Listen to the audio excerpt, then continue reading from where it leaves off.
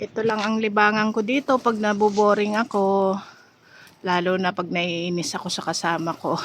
Dito ako minsan nag-aalmusal sa gilid ng dyan o, nakaupo ako. Pampatanggal din ng stress ito. Lalo na pag may kasama kang halos. Ewan ko ba? Pag ikaw ang gumagawa, nagagalit siya.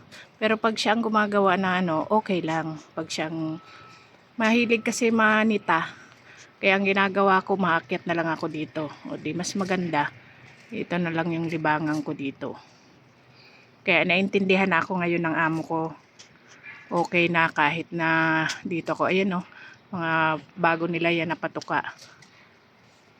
May nagbigay para makabili ako ng patuka ng kalapati ko.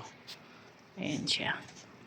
Di ba? Nakakatuwa naman. Ayun yung dalawa pa sa nakakulong sila. Asan kayo yung isang bato-bato? Ayun yung isa na lang yung bato-bato ang nandito. Ayan o. Kaya ganon. Tutuloy-tuloy ko na to kahit na pag umuwi na ako, sana yung makapalit sa akin, marunong din mag-alaga. Di ba?